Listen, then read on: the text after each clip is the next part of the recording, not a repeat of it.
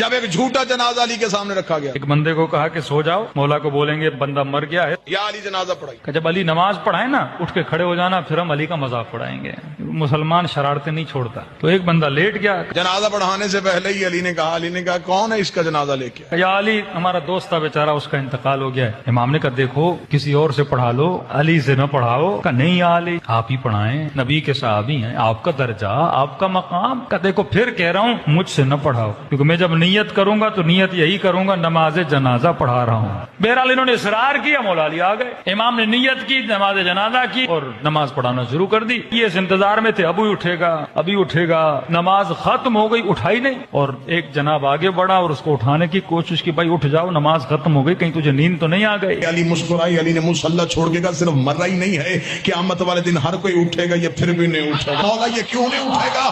فرمایا اس کا بدن نہیں مرا، اس کی روح ہی مر گئی۔